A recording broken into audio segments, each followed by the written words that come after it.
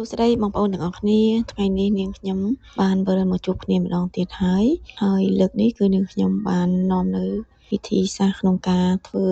ជ្រក់ខ្ទឹមសឲ្យឡើងពណ៌បៃតងបែបនេះហើយចំណែករសជាតិក៏ឆ្ងាញ់ផងដែរចំពោះវិធីសាស្ត្រក្នុងការធ្វើជ្រក់ខ្ទឹមនេះក៏មិនពិបាកនឹងស្មុគស្មាញផងដែរប៉ុន្តែបើសិនជាយើងធ្វើមិនត្រូវទេជ្រក់ខ្ទឹមរបស់យើងនេះទោះតែយើងត្រាំច្រើនថ្ងៃយ៉ាងម៉េចក៏ដោយក៏មិនមានប្រែប្រួលរូបរាងទៅជាពណ៌ខៀវដូចអ្វីដែលយើងចង់បាននោះទេ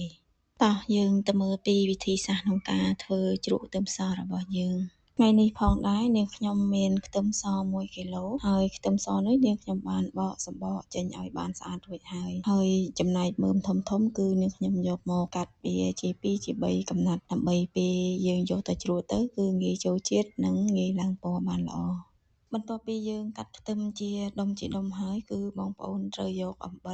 លក្រួសក៏បានអំបិលម៉ដ្ឋក៏បានហើយចំពោះបរិមាណអំបិលគឺយើងដាក់រៀងច្រើនតិចទៅពេលយើងដាក់អំបិលហើយគឺបងប្អូនច្របាច់ខ្ទឹមជាមួយនឹងអំបិលរបស់យើងនឹងចុះឡើងដើម្បីឲ្យខ្ទឹមហើយនឹងអំបិលនឹងគឺសព្វសាច់គ្នាបានល្អបន្ទាប់ពីយើងច្របល់ខ្ទឹមច្របាច់ជាមួយនឹងអំបិលហើយគឺយើងត្រាំខ្ទឹមជាមួយអំបិលនឹងទុកប្រហែលជា3ទៅ4ម៉ោងសិនដើម្បីឲ្យខ្ទឹមយើងទន់ល្អសិនបន្ទាប់ពីយើងត្រាំខ្ទឹមជាមួយអំបិលហើយបងប្អូនយកខ្ទឹមដែលយើងបានត្រាំមុននោះគឺមកលាងសម្អាតជាមួយទឹកសិនដើម្បីឲ្យជ្រះនៅជាតិអំបិលយើងមានទឹកខ្មេះ1កូនចាននិងទឹកជី2កូនចានបន្ទាប់មកបងប្អូនដាក់ប៊ីចេងបន្តិចស្ករស2ស្លាបព្រាជាមួយនឹងអំបិលម៉ដ្ឋកន្លះស្លាបព្រាបើបងប្អូនត្រូវការរសជាតិរៀងផ្អែមជាងនឹងអាចបន្ថែមនៅស្ករសកន្លះស្លាបព្រាទៀតបានបន្ទាប់មកទៀតគឺបងប្អូនត្រូវយកទឹកអំបាញ់មិញហ្នឹងគឺយកទៅដាំឲ្យពុះនិងកូរឲ្យស្ករអំបិលរបស់យើងហ្នឹងគឺរលាយទៅក្នុងទឹករបស់យើងបានល្អបន្ទាប់មកគឺយើងបិទភ្លើង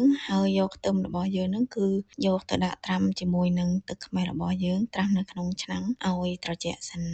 ចំពោះកន្លែងហ្នឹងបើសិនជាបងប្អូនមានកែវថ្មបងប្អូនរៀបខ្ទឹមចូលទៅក្នុងកែវថ្មហើយដួសទឹកដែលយើងបានដាំបាញ់មិញហ្នឹងគឺចាក់ចូលទៅតែកុំអាបិទគម្របចាំត្រជាក់ចាំបិទគម្របដោយសារតែនាងខ្ញុំអត់បានទិញ